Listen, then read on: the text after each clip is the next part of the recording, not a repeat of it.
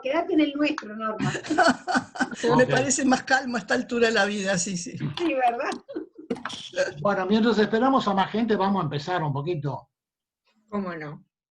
Llegamos al encuentro 27 de este fatídico 2020. Hoy, a instancias de la doctora Orieta Sugo, tenemos el placer y el privilegio de tener con nosotros al historiador coralino Juan Álvarez Márquez, a quien agradecemos su participación con un tema que no se escapa del actual, pero que nos remonta al Uruguay del siglo XIX, cuando pasó por epidemias como la fiebre amarilla, como el cólera, como la gripe española, que como actualmente alteraron y alteran la vida y costumbres de la población. Pensamos que no hubo mucha trascendencia histórica de aquellas epidemias uruguayas en el Uruguay en la actualidad, para compararlas un poco de cómo impactaron en la ciudadanía, por lo que se hace más interesante todavía la charla con Juan. También tenemos que darle la bienvenida a todos los invitados que nos acompañan hoy. Para presentar a Juan, voy a admitir a otra persona, bien. Para presentar a Juan le pido a Miriam, porque a Miriam lo conoce por otras investigaciones históricas de personajes de Punta del Este, que nos presente, darle la bienvenida al historiador Juan Álvarez Márquez. Como siempre, dejamos para el final las preguntas que surjan. Adelante, Miriam. Muchas gracias a todos.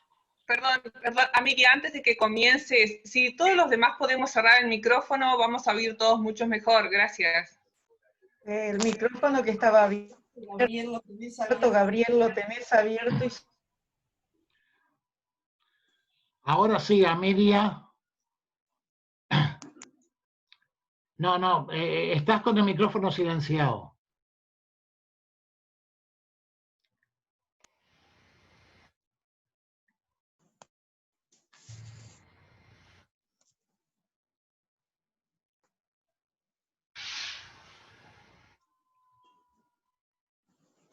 Hola. Ahora sí, Amiria, te escuchamos. Bueno, es muy breve, mi más que presentación es cómo tuve un nexo muy agradable con Juan Álvarez Márquez este año. Tengo que hacer una breve introducción de cómo llegué a él, ¿verdad? Yo me radiqué acá en Punta del Este en el 2012. En cuanto llegué a Punta del Este, me interesé por la historia. Soy una enamorada de las historias locales. Además, siempre fui trabajadora de la cultura y del turismo después. Sostengo que hay lugares que pueden tener su valor histórico o su valor arquitectónico, pero hay otros que muchas veces el valor del sitio o de algún personaje reside en un valor espiritual. Pueden ser leyendas, pueden ser crónicas sociales, que dan paso a un valor patrimonial justamente por un destaque cultural. Y esto es lo que ocurrió con el molino Giot de Badet en el barrio Beverly Hills. Ahí puedo decir que conocí a André Giot de Badet y me hice la idea sueño de que ahí pudiéramos tener el Museo Histórico de Punta del Este en ese lugar. Digo la idea sueño porque sigue siendo un sueño, ¿verdad? La vida de André, la vida de su familia y sus aportes a la cultura me fascinaron. Pero ahora, en la época del COVID, que estamos impedidos de espectáculos y de acciones, se me ocurrió trabajar desde lo digital, haciendo algunos videos ilustrativos de precursores casi olvidados, que se enamoraron de esta tierra y que dieron tanto por ella. Pero para trabajar sobre André, y agradeciendo a mi amiga Inés Jiménez de Arechaga, llegué a Juan Álvarez Márquez, sabiendo que ha investigado por largos años la vida del exquisito personaje que a mí me fascinó. La colaboración desinteresada de Juan ha sido invalorable en el armado y en el contenido precisamente de este video dedicado a André. Su profundo conocimiento, junto a su amabilidad, a su paciencia para contestar mis preguntas, para corregir mis textos, para aportarme imágenes, solo es esperable de una persona de bien, encantada de transmitir lo que conoce. Vaya entonces, una vez más, este agradecimiento por el apoyo a este caballero de las artes y letras y doctor en historia. Ojalá que su libro, André de Badet, El Príncipe del Jagüel, pueda algún día llegar a la Biblioteca Histórica de Punta del Este. Eso es otro de mis sueños, tener el libro de Juan con nosotros. Bueno, cabe mencionar nada más que este video al que hago mención y algún otro están en la página web del municipio. Y bueno, todo lo que allí hay de André de Badet se lo debo a Juan Álvarez Márquez, a quien no me canso de agradecerle por sus conocimientos y sus aportes. Muchas gracias, Juan, y encantado de seguir contigo.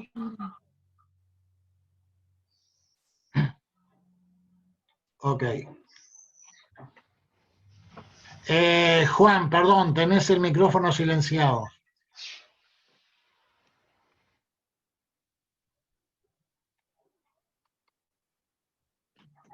Bueno, no sé si era esto, Jorge, lo que querías. No, perfecto. Sí, por supuesto, viene bien. Ahora me oyen, sí. Ahora sí, Juan, te escuchamos. No, le decía a Miriam que en un gesto Hola. que podía haber hecho de Mateo, le mandamos un de regalo, como le podía haber regalado a André a Delmira.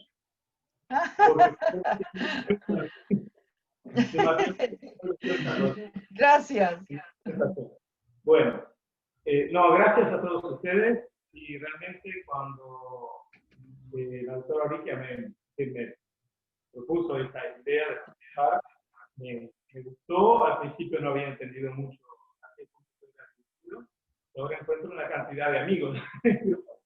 Y yo detrás de la cortina del Zoom no sabía a quién me tenía que dirigir. Y bueno, hay maneras de compartir que se facilitan cuando uno está en un grupo de gente con quien uno ha tenido muchas experiencias comunes y con quienes la comunicación seguramente va a ser más fácil. Estoy mirando la hora precisamente, son las 4:15 casi.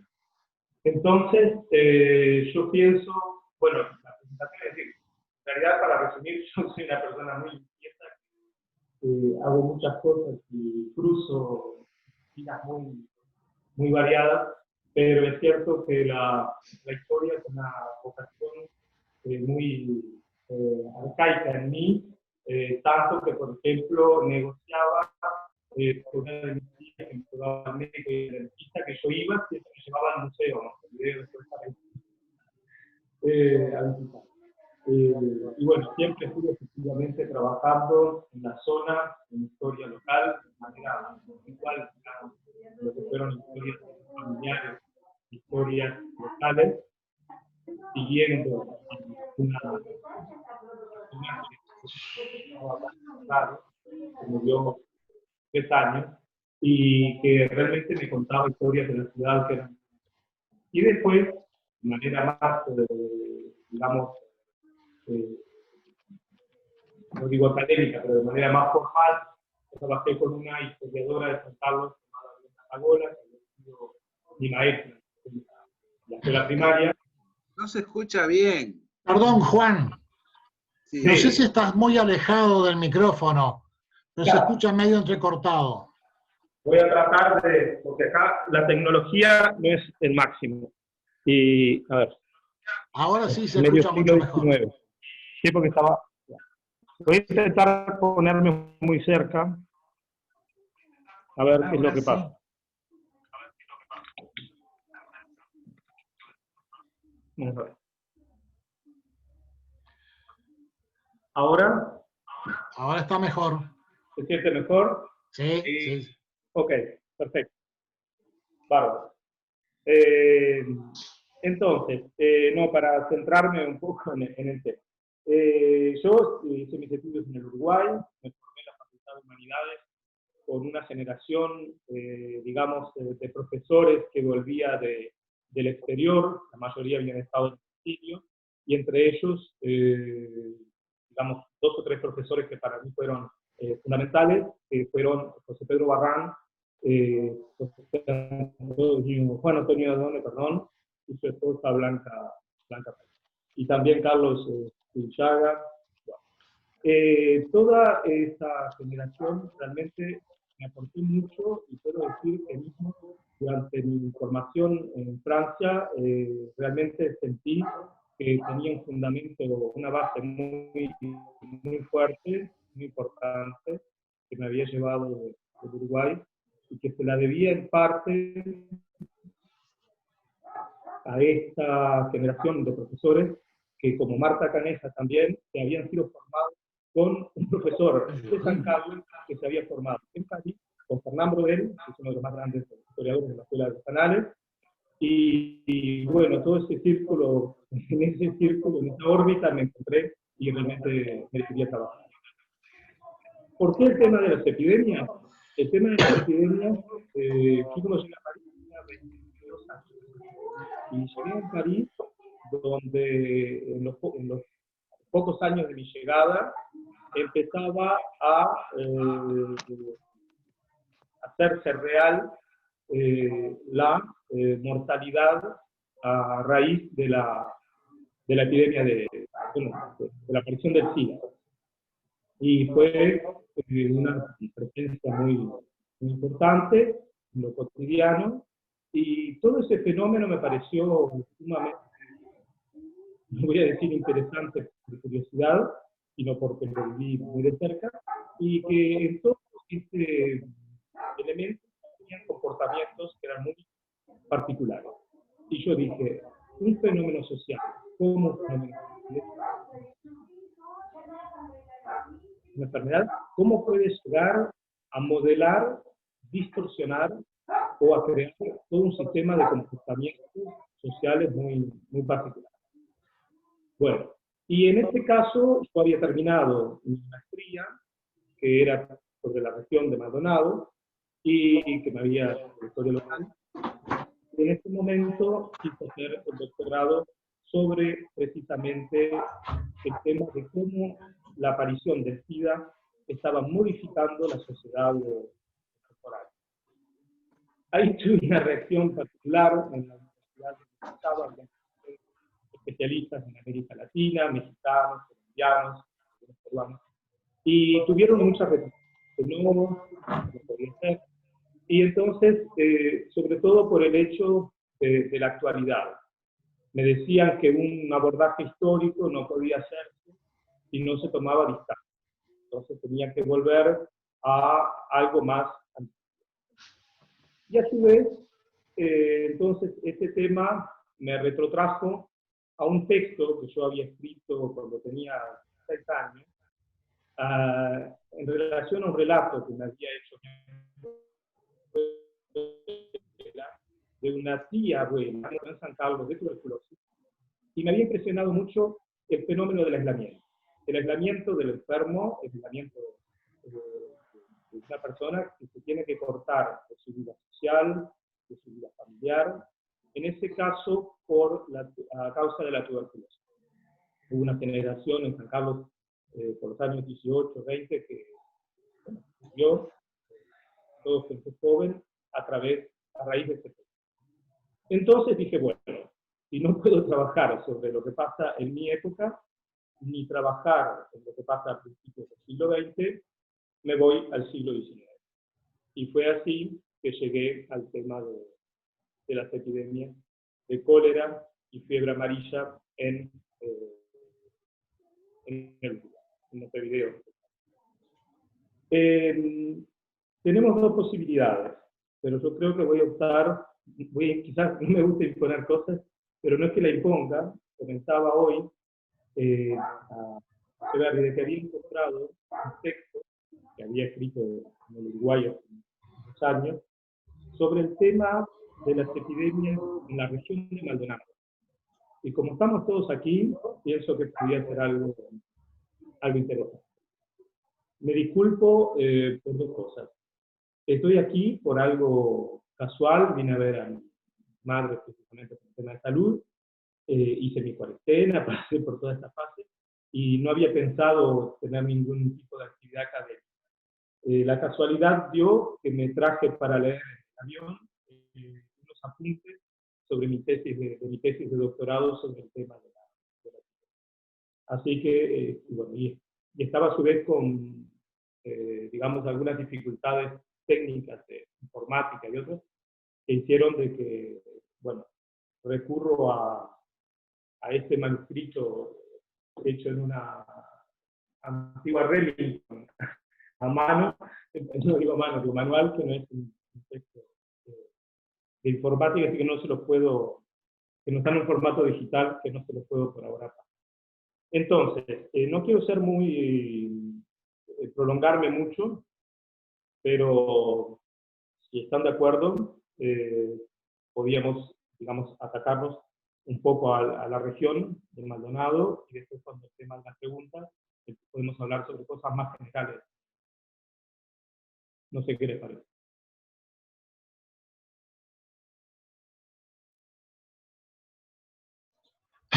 Sí, bien, Juan.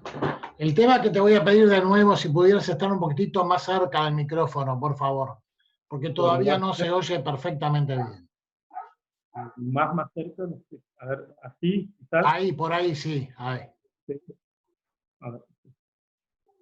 Lo tengo al máximo y creo que no va a ir más. Y está la batería está también cargada al máximo, tendría que funcionar. Bueno. Y quizás yo abro rápido y articulo mal, un poco. Bueno, entonces, quizás voy a leer una primera parte de este trabajo. Bueno, para globalizar, digamos, las epidemias que más marcaron al Uruguay en general, a nivel, digamos, demográfico, fueron las epidemias de cólera y de fiebre amarilla, y que tuvieron lugar en el año 57, de fiebre amarilla, luego en 1868 la de cólera, y una epidemia que duró 2 años, de 1871 al 73, también de fiebre amarilla, y es de esa época que data el cuadro de Blanes, la fiebre amarilla, que si bien no fue pintado en el Uruguay, corresponde a ese periodo. Los documentos, las fuentes que yo utilicé para este trabajo son fuentes en su mayoría francesas, porque trabajé yo estaba en París, no tenía una manera de uruguaya, salvo la prensa que estaba en la Biblioteca Nacional. Entonces trabajé con los archivos del Ministerio de Asuntos Exteriores francés, que es una documentación realmente riquísima, porque son los cónsules en la época hacían un trabajo enorme de descripción, contaban la vida cotidiana, hacían informes de 7, 8, 10 páginas, durante el día, salían de la oficina, encontraban a la gente, viajaban al interior. Cuando no tenían manera de ilustrar sus informes, recurrían a acuarelistas que venían a trabajar para la embajada, para la misión. Tuvieron entre el personal diplomático al señor François Ducasse, que era el padre del poeta Ducasse de Clermont, de quien hizo la semana pasada 150 años de su muerte, y Ducasse trabajó mucho para el consulado. Tuvieron un cónsul, Maillefer, que hacía unos informes realmente muy buenos, y sobre todo a partir de esos documentos trabajé yo. Era algo bastante inédito, y después que yo hice la tesis, Benjamín Nahum, el historiador, hizo también una serie de volúmenes en los que yo colaboré sobre las relaciones diplomáticas Uruguay-Francia, creo que son 5, 7, no recuerdo, en lo que retoma la historia comercial, consular, política. Vuelvo entonces, nos centramos un poco ahora en la región de Maldonado. Las epidemias, pestes y sus repercusiones como problema general de la sociedad no han sido estudiados de manera particular en la sociedad. Este trabajo tiene unos 20 años, hasta ahora. Las únicas menciones presentes están aisladas del contexto social. Solo algún artículo más moderno habla de la evolución de ella. Son abundantes las menciones o referencias de médicos o filántropos. Evitando aquí una versión apologética, podemos decir que se trataba de ver cuál era la significación de los médicos en momentos de peste para la sociedad. El tema nos lleva a investigar actitudes más profundas de lo que se llama el campo cultural, algunas que van hasta lo psicológico, y otras que se resumen en lo que es la evolución de la ciencia y del conocimiento de estas enfermedades. Las causas, los modos de transmisión, los síntomas, la aparición de la tecnología médica para combatirla, la difusión de libros y la progresiva evolución de ellos. Esto para poder visualizar la amplitud de este problema social.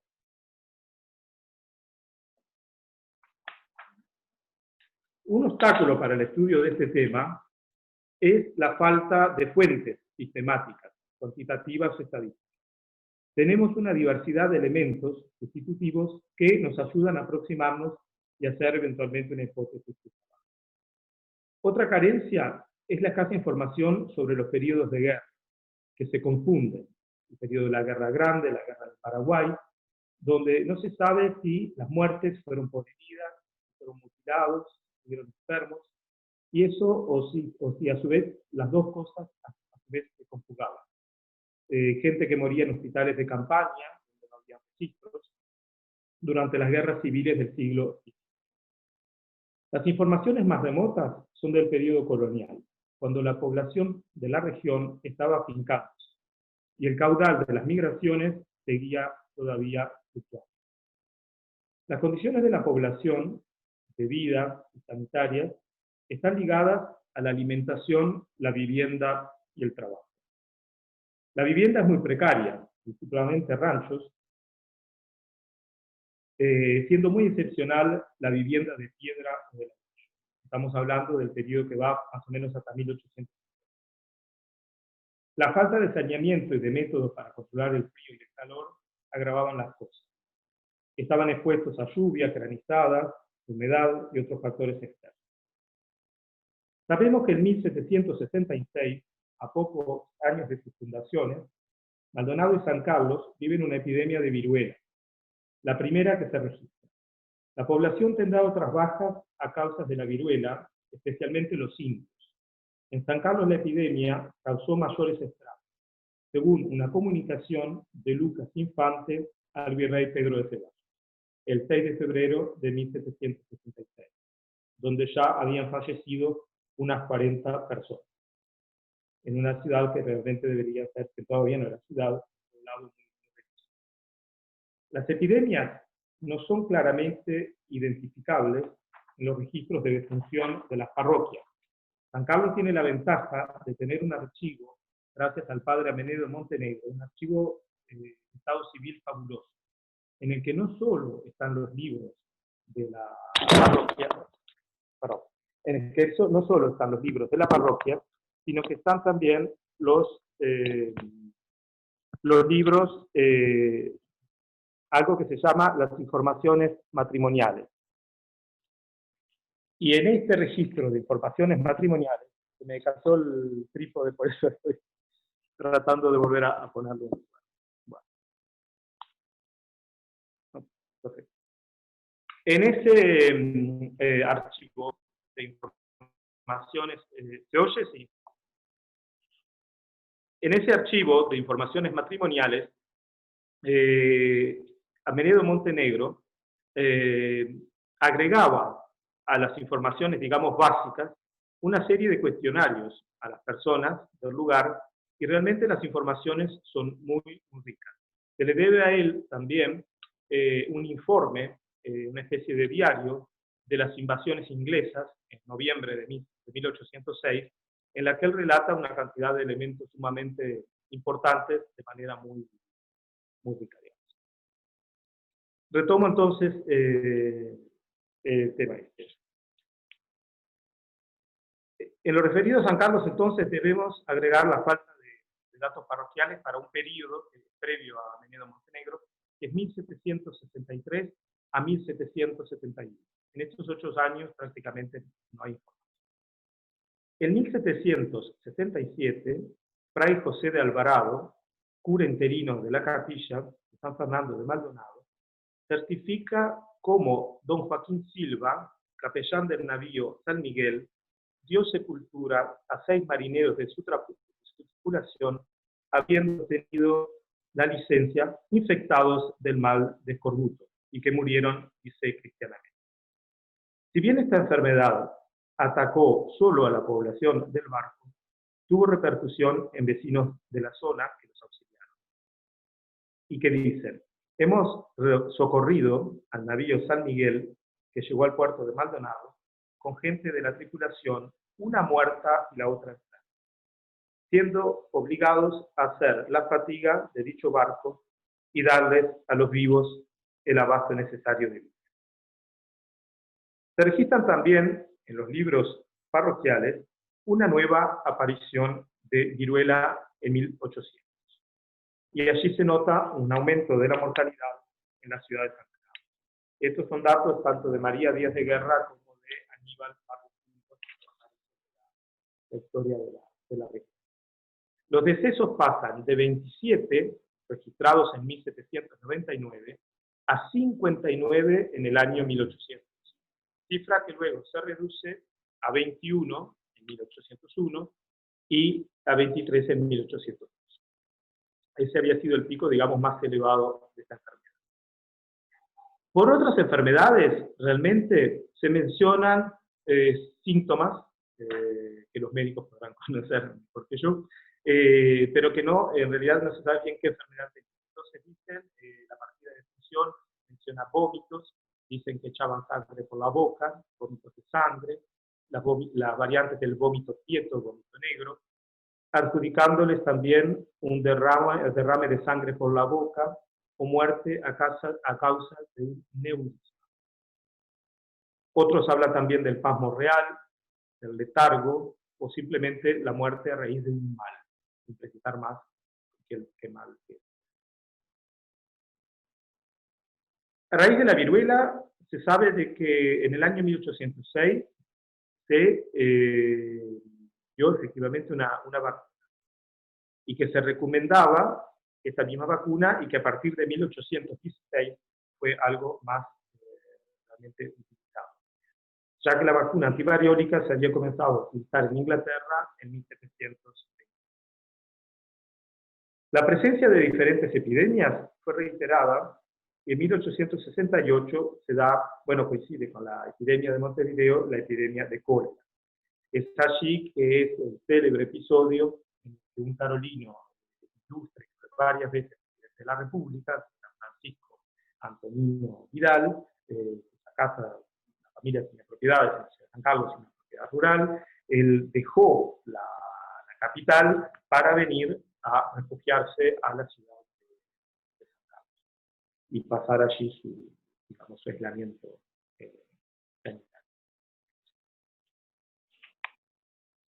La presencia de diferentes epidemias, entonces, fue reiterada, y el gobierno local se orienta a impedir, y ahí ya estamos en cosas que parece que tienen mucho que ver con nuestra actualidad, a impedir que la epidemia reinante en Montevideo y otras partes de la República no se propague y llegue hasta esta población, textualmente, temiéndose profundamente que, no dictándose las medidas del caso, el cólera se desarrolle también en esta población. Eso se encuentra en la comisión de actas de la comisión auxiliar, que sería lo que se quería la Junta local, en el 20 de enero de 1878. En 1875 vuelve la viruela también a San Carlos, y se sabe que en este caso tuvieron la visita de un doctor, el doctor Serna, que era el presidente de la Comisión de Sanidad, que ha venido para dar asistencia y atender los casos de la enfermedad desarrollada en San Carlos y Pamplona.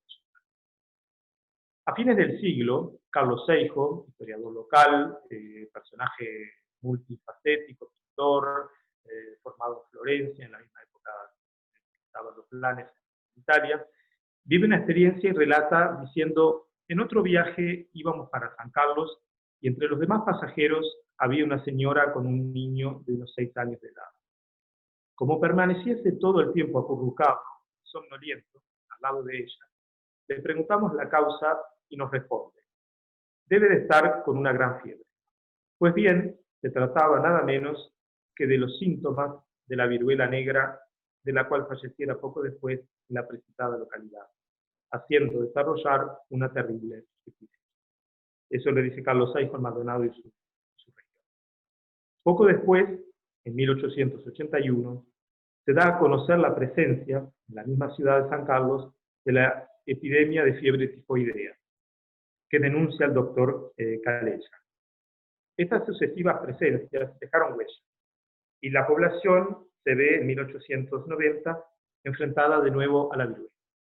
El coronel Melchor Maurente, que había sido jefe político del departamento en la época de Máximo Santos, pone en conocimiento de la comisión auxiliar la existencia de casos.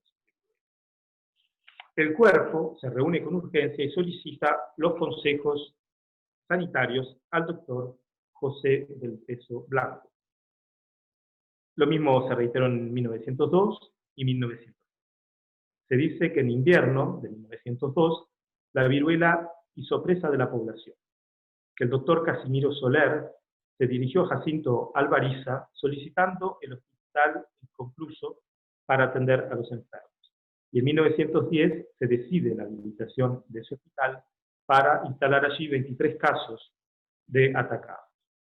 Otras enfermedades pasan por la zona y no se sabe si es por recato moral o por ignorancia, son la causa de un gran silencio frente a la aparición, como por ejemplo de las enfermedades venéreas y de la sífilis, que efectivamente por razones quizás de sociedad o de apariencia, no se querían efectivamente, es decir, como se correspondían muchas veces a una clase, digamos, social particular, pero que tenía vínculos con otras clases sociales, seguramente ese tema no se tocaba.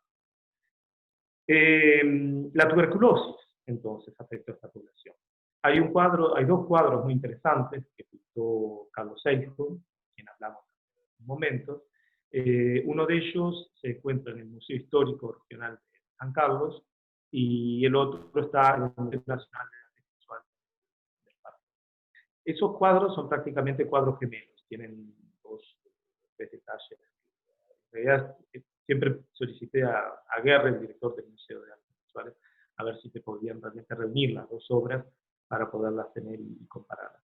Y se trata de una monja de la orden vicentina que está ocupándose de un joven enfermo de tuberculosis, que podía ser probablemente el hijo de Carlos Seijo, que él tuvo en Italia, en Florencia, que vino aquí, que murió joven.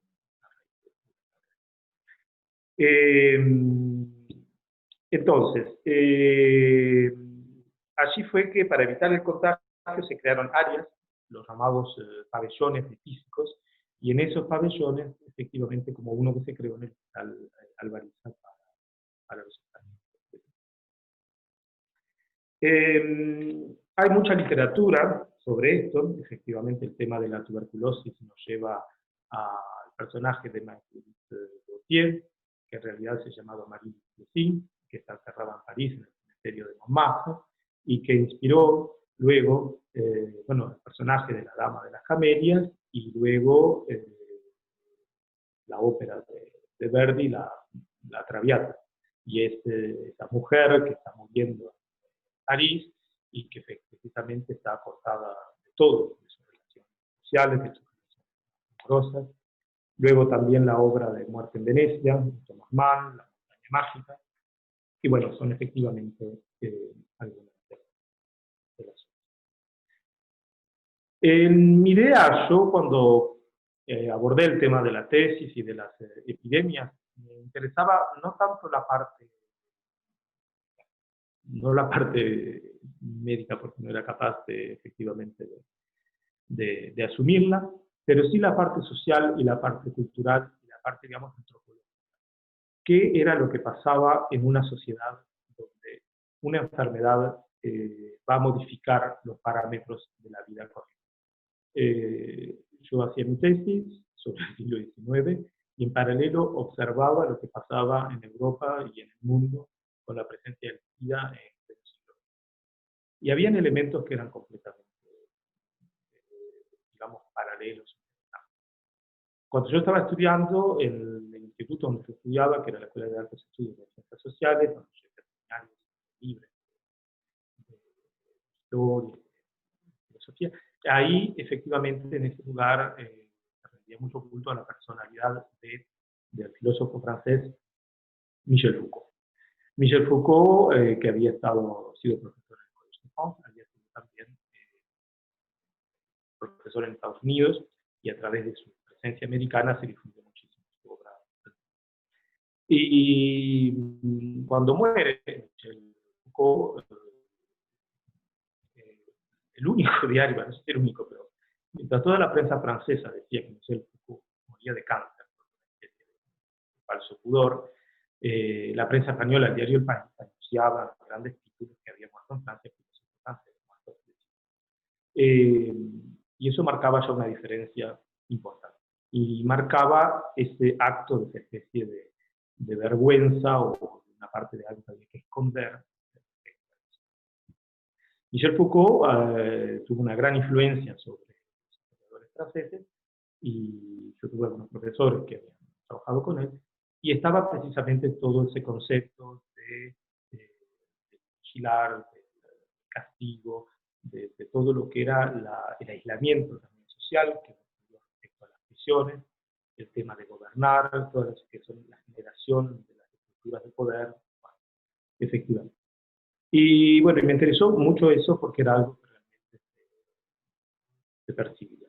Y lo veía también, bueno, cada vez que encontraba casos antiguos, por ejemplo, en Montevideo, en los archivos que no sé, de franceses, aparecen visiones de un Montevideo, en lo que diría, de lo que habla mucho José Pedro Barrán, lo que se llamaría la civilización y la barbarie, un Montevideo, digamos, que está entre dos aguas, que va a pasar de este mundo colonial que está saliendo de guerras de independencia, para generarse una especie de ciudad capital, donde empieza a estabilizarse el comercio, y donde se va a generar una vida, digamos, una cierta élite social que va a marcar algo más concreto. Pero que de donde sigue, hay una especie de, bueno, él retoma los términos de conocimiento, la civilización, la barbarie, después, más que la civilización, José Pedro Barrán retoma el concepto del disciplinamiento, y lo vincula mucho precisamente al tema de la salud, de la higiene, a todo ese tipo de elementos en los libros que él mismo escribe.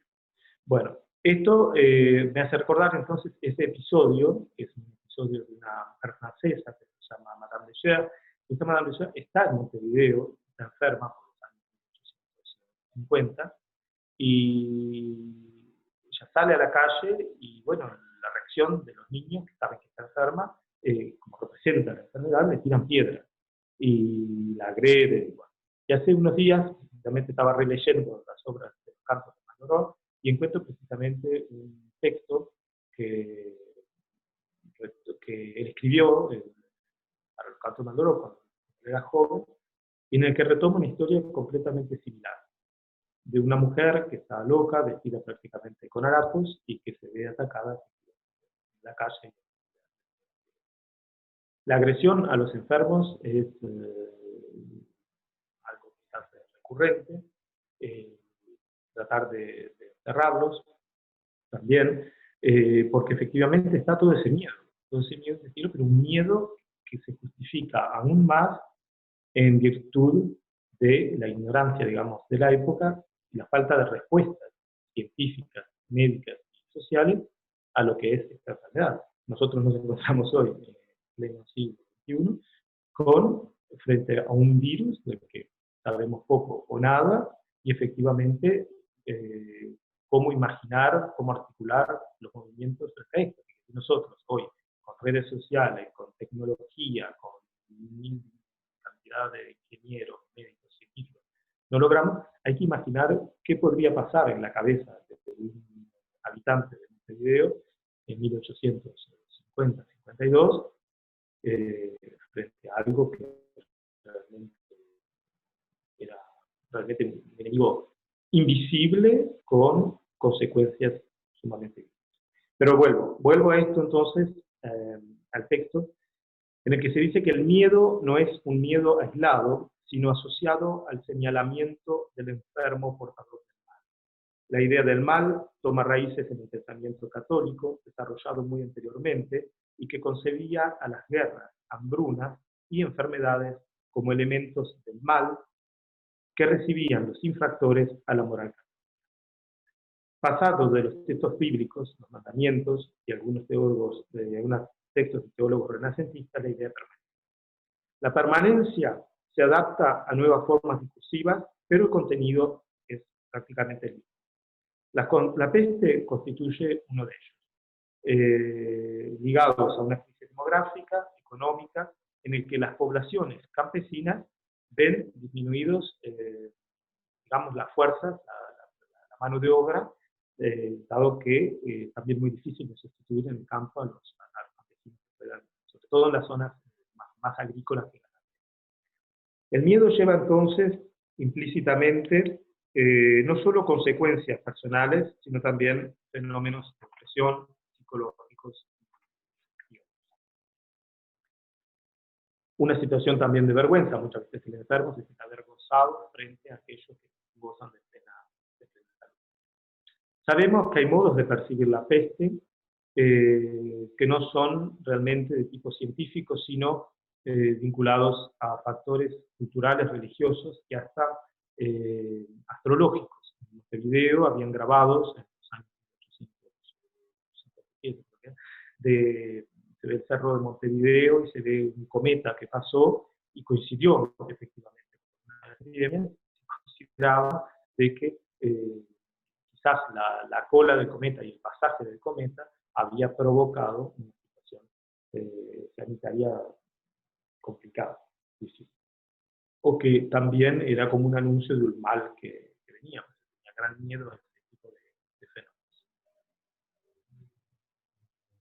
Nuestra población local, que era de origen ibérico, sobre todo, portuguesa, española, italiana, que se agrega de manera posterior, mantuvo sobre todo la posición del mal, representado en la tierra bajo esta forma.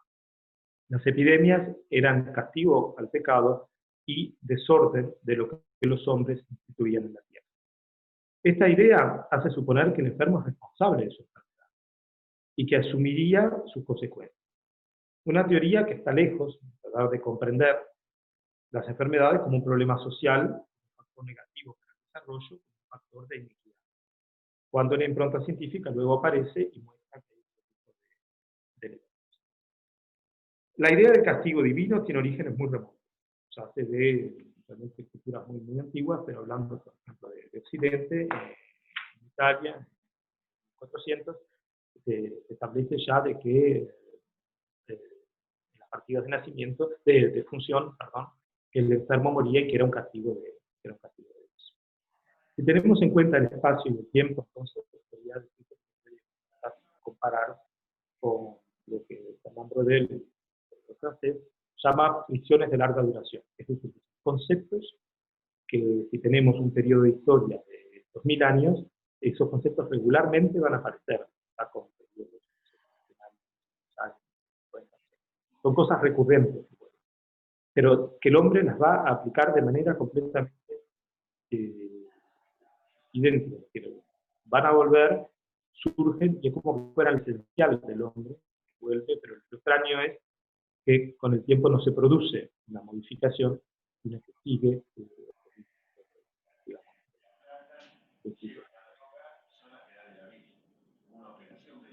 Si bien estos elementos, entonces, no aparecen con plenitud en los tiempos actuales, hay manifestaciones que son subyacentes, pero que aparecen.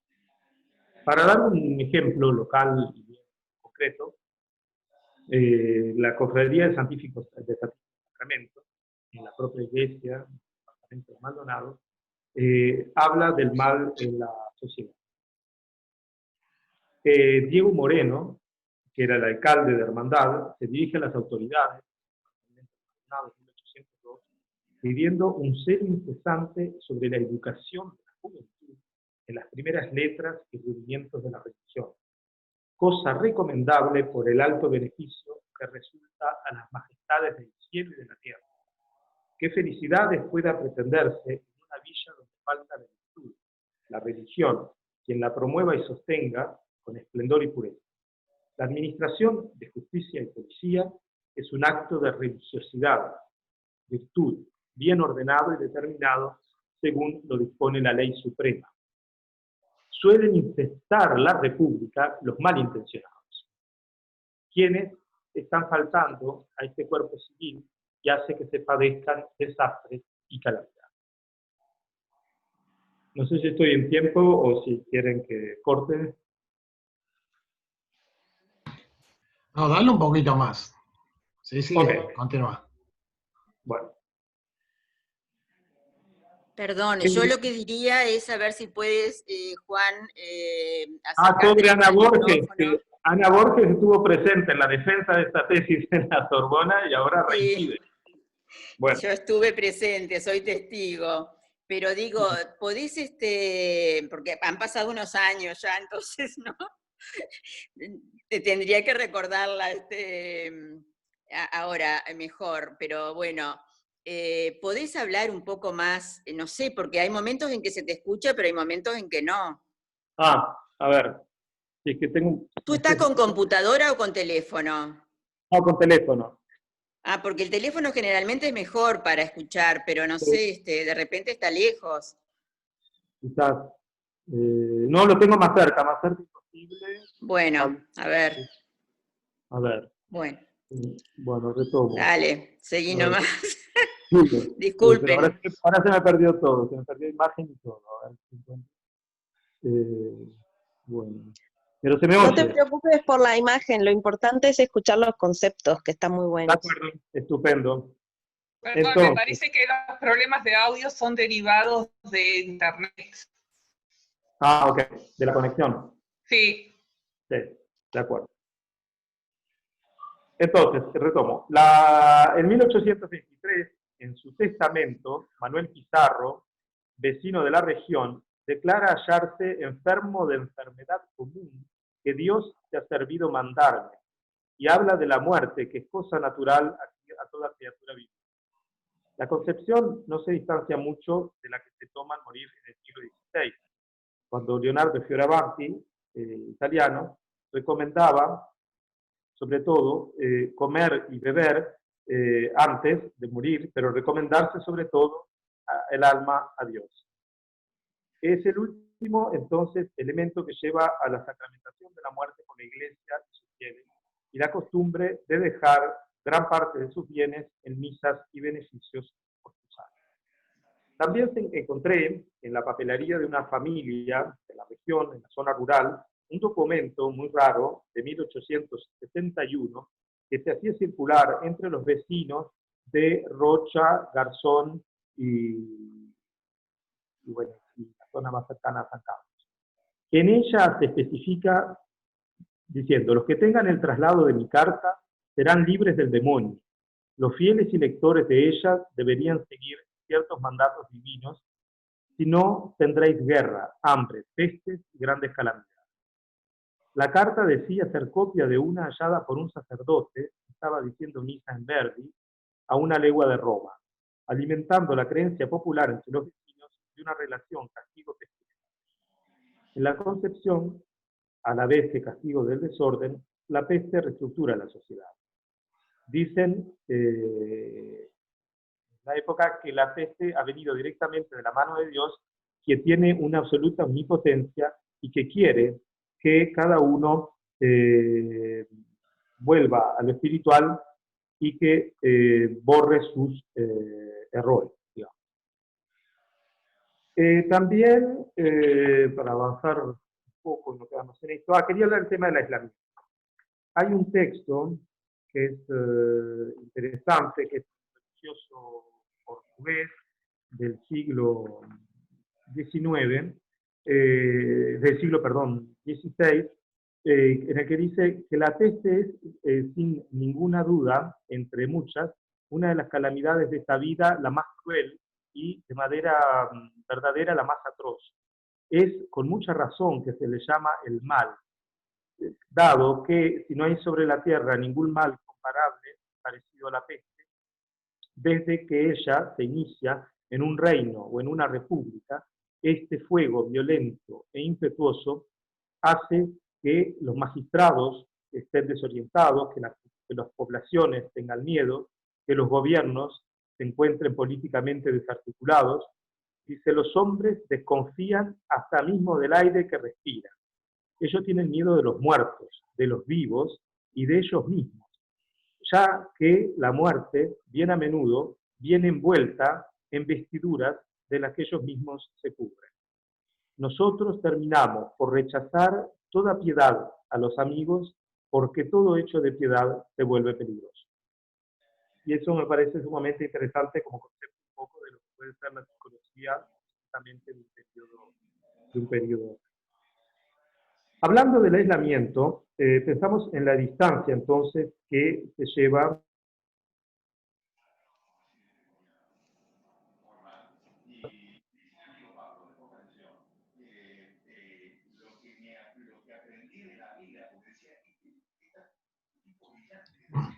Juan, se perdió el audio de nuevo.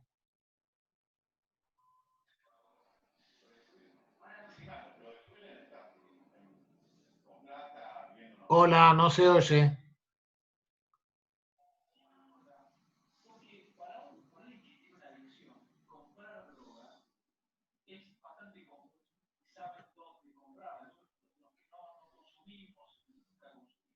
Juan, perdón. No, no estamos escuchando nada. Ni viéndolo. Ahora sí. Ni viéndolo. Él sigue hablando, pero no se escucha nada. Pero ¿cómo hacemos para comunicarnos con él y que nos escuche? Tendría que escucharnos a nosotros ahora. No ¿Alguien sé, tiene su teléfono? ¿Tú tienes, Amiria, su teléfono celular? y vos Para también, ver. pero no sé si lo estará atendiendo. No terminó. Pero además ni siquiera está. Acá yo no lo tengo en el frente. Sí, había cortado la imagen para que se oyera mejor, para el audio. Claro, pero no se ve ni la imagen, Pero no. ni el nombre, ni nada. Le mandé mensaje, no sé si lo escucha, si lo atenderá.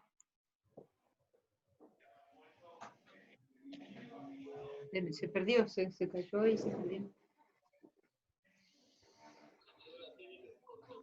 Sí, se cortó, Juan. Ah, bueno, bien, gracias.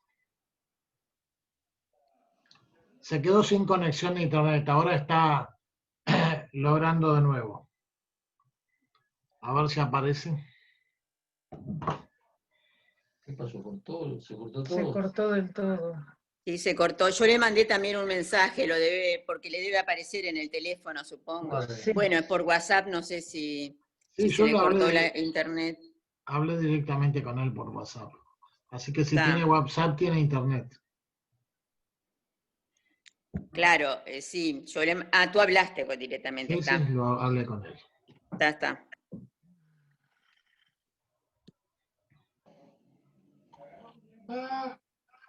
¿Qué hora es? Las 5. ¿Dónde es que está él? ¿Está acá en Maldonado o está lejos? No, está en San Carlos. Ah, porque se siente como que estuviera... Sí. Sí, en Afganistán, pero... Eso, exacto. No, una lástima porque se escuchó mal todo el tiempo. Sí, vamos a ver si en la grabación se puede escuchar un poco mejor o le subimos el volumen.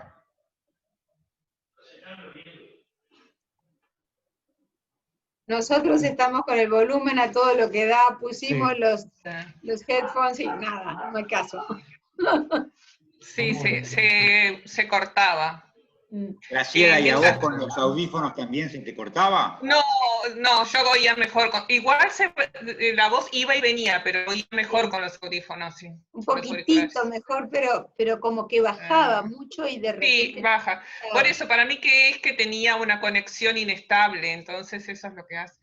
Mientras lo esperamos, yo lo escuchaba y pensaba que Augusto Comte, cuando elabora la ley de los 3 estados, justamente habla de que en el primer estado, en el estado teológico, el hombre explica todos los fenómenos a través de la divinidad.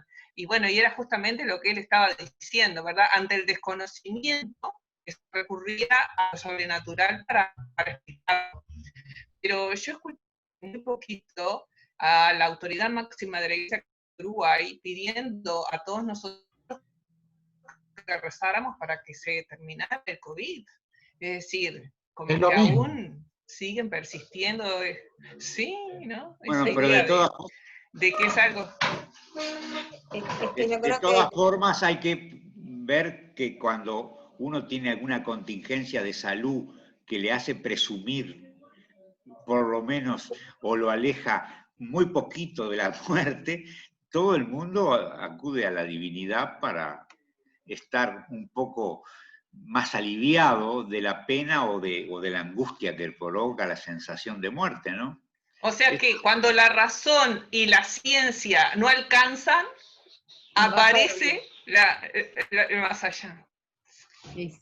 Y creo que sí. No sé, yo soy ateo, pero de todas formas no dejo de reconocer que cuando las papas queman, o tenés un hijo enfermo, o yo qué sé. Buah, Bueno, no es tema. Pasteur, ¿no es cierto? Luis Pasteur decía, cuanto más sé o cuanto más investigo, más creo en Dios. O sea, que no son cosas que estén reñidas. El avance de la ciencia con la creencia en Dios. Eso lo decía Luis Pasteur, y si no fuera por Luis Pasteur, yo siempre digo, los franceses... No te oigo casi nada, Juan. Que pudiste entrar ahora, sí. ¿Ahora querés continuar? ¿Cómo, no perdón? se siente. No te la vi. Ay, pero se siente o no. A ver si te podemos escuchar. Pide Juan, por favor, Margarita, que no se puede habilitar el sonido. A ver si tú la podés. ¿Es que no puede? El sonido no puede habilitar. Qué raro, ¿cómo no? Eso sí que no. ¿Por qué él no podrá habilitar el sonido? Me ha pasado en algunas clases a mí que los chicos me dicen que no pueden habilitar el sonido. Pero dice que se está conectando, pero no se termina de conectar, porque acá dice connecting to audio. Le falta conectar con el audio, dice. No sé, hay veces que me pasa a mí que cuando yo soy la anfitriona, ellos no se me pueden conectar. A lo mejor el internet de San Carlos no está bien donde está. A mí me sale constantemente que la internet está inestable acá en San Carlos. Pero tú, Margarita, estás en San Carlos ahora. Sí, también, sí. Yo soy de entonces San Carlos no es un problema de San Carlos. Sale que el internet está inestable. Me sale eso, pero hay veces que yo, por ejemplo, ayer creo que fue un chico, no pudo entrar porque tenía el sonido inestable, no se podía conectar. Las 2 últimas clases tuvimos que hablar por WhatsApp, no sé qué podrá ser. Perdón, en el rincón, en el ángulo derecho, abajo, aparece una serie de simbolitos y uno es el audio, que muchas veces por alguna que de repente él lo tiene bajo o lo tiene apagado. Y eso se puede. No, pero lo ha tenido alto. No, eso no puede ser algo individual, tiene que ser algo de la conexión. Sí, de la conexión a internet, porque ahora se fue la imagen también. Y además sigue diciendo que se conecta y se desconecta. Sí. Es una pena porque además, digo, él ha nombrado 2 historiadores que, claro, digo, viviendo en Francia, me imagino que es Brodel y Foucault. Foucault, más allá de que tuvo una formación tan pero cuando él hablaba de la larga duración de Brodel, de me Brodel, pareció sí. tan interesante, porque Brodel considera que la mentalidad es una estructura de larga duración. O sea que lo primero que reaccionamos es con miedo, digamos, sea en el siglo XIV con la peste negra o en el siglo XXI, donde la ciencia ya está internalizada. Como él decía, una cosa es, bueno, ser un campesino, otra muy diferente es, nosotros todos tenemos un vocabulario que gracias a los médicos lo hemos aprendido, todos sabemos lo que es el Papá Nicolau, todos sabemos lo que es su protector gástrico, etcétera, ¿no? Y sin embargo, las primeras reacciones son de miedo, y algo que me pareció muy interesante, ¿no?, que quería compartir más allá de esperando a Juan, es el tema de qué sociedades cristianas estas, pero cuando enseguida reaccionamos con el rechazo, reaccionamos con la segregación, ¿no? Eso me pareció como algo muy interesante de lo que Juan estaba trabajando. Esperemos a ver, capaz que él pueda, porque yo lo veo ahora en imágenes. Sí, pero es una imagen fija, no es... Ah, es una imagen fija. Qué pena. ¿Puedo interrumpir? Sí, por supuesto, Jaime. Estaba reflexionando un concepto filosófico de Pedro Figari, que decía que los seres humanos somos los únicos que sabemos de la vida transitoria que tenemos, que tanto los animales, todo el resto de la naturaleza no sabe que se va a morir y por eso vive una vida plena y se desarrolla sin todos los componentes que tenemos los humanos que sabemos de nuestra vida perecedera. Por ese motivo es que se crea la divinidad, pero es el hombre que crea la divinidad y que crea después las religiones, para prometerle que esta vida no se acaba y va a seguir en otra. Y de esa forma el hombre se consuela de que no es finito y que va a volver a otra vida. Y muchas veces sacrifica la vida de acá en pos de la futura vida que no tiene ni idea de cómo va a ser y si existe. Entonces, el tema de cuando uno tiene miedo a la muerte por una enfermedad, lo que decía Saúl es cierto, uno se aferra a lo único que tiene. ¿Y qué es lo que tiene? Lo que el hombre creó en la fantasía mental de que va a haber otra vida. Entonces, de esa forma nos abrazamos a esa ilusión, aunque no tengamos comprobación. No es mío, es de Pedro Figari.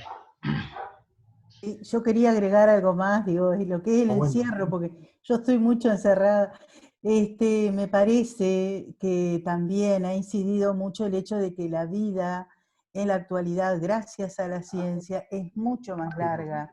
Siglo XX, siglo XXI, cuando, bueno, Juan nombraba a Barrán considera que la época de la barbarie, justamente previa al disciplinamiento, obviamente que Barrán leyó a Foucault en esto del gran estudio mental de la civilización occidental, mejor dicho, de la mentalidad de la civilización occidental que hizo Michel Foucault. Barrán considera que la muerte, acorde a los documentos de la época, en el siglo XIX y en el siglo XVIII, era algo que hasta se festejaba, que era común, por ejemplo, que una familia tuviera 5, 6, 7 hijos, de los cuales iban a sobrevivir 3. Eso se dio en el espacio europeo y se dio acá. Yo pienso que también el hecho de que la ciencia nos haya alargado la vida, a nosotros nos pone como en una encrucijada, ¿no? Porque es cierto, la ciencia ha alargado la vida, no sé qué opinan los médicos que están, pero es así. Entonces nosotros tenemos más esperanza de vida y quizás más miedo frente a las enfermedades, ¿no? Sí, más esperanza de vida hay. Ahora, de que esta sociedad sea más pacifista, por eso me parece que no es tan así. Es cuestión de discutirlo. Lamentablemente, Juan aparece, pero dice que tiene problemas con el audio, o sea que aparentemente no va a poder continuar. De cualquier manera, ya son 5:15, o sea, no vamos a tener la posibilidad de preguntas. Creo que de alguna manera vamos a escuchar la grabación y si no, le haremos como una especie de cuestionario que estoy seguro que Juan nos los va a poder contestar cuando pueda. A mí me llamó la atención que se habló sobre el escorbuto, como si fuera parte de una epidemia, y eso no tiene nada que ver. Es una avitaminosis, nada más. Es la hipovitaminosis C que se descubrió desde hace mucho tiempo, que le venía justamente a la gente que no consumía verduras frescas o frutas frescas, y como en los barcos sucedía que se terminaban las provisiones frescas y consumirían pescado habitualmente, pero no frutas ni verduras, es una enfermedad por hipovitaminosis simplemente. Digo, no sé, porque lo escuché al inicio y como no se escuchaba muy bien, me quedó la duda. ¿Y no se puede transformar en una epidemia? No. Se cura con vitamina C y alimentos frescos. Comiendo naranjas. Claro, comiendo cualquier fruta fresca. Lo nombró como, falta vitamina C. No sé si lo nombró como epidemia, pero él habló de la gente que venía en los barcos y del descenso que tuvieron que hacer, de alguno muerto, de alguno vivo todavía con esa enfermedad. Posiblemente posiblemente fuera tratado como una, que hablara de una enfermedad solamente. Digo yo, sí, epidemia no puede ser, claro. Eso no se contagia. No, claro. Era como el cólera o otro. Claro. A mí me llamó la atención también porque siempre ha sido la enfermedad de los barcos, como le dije. De los barcos, claro, el escorbuto siempre era... Para eso hay que leer Maluco de Ponce de León, que tan bien lo describe. Tan bien lo describe, ¿no? Sí. Bueno, en la expedición de Magallanes terminaron comiendo galleta de marinera totalmente orinada por las ratas, una cosa terrible. Eso lo cuenta. Bueno, vamos a tratar a ver nuevamente Juan, porque apareció la imagen de Juan ahora, otra vez quedó estática. Juan, ahora sí. Te escuchamos, Juan.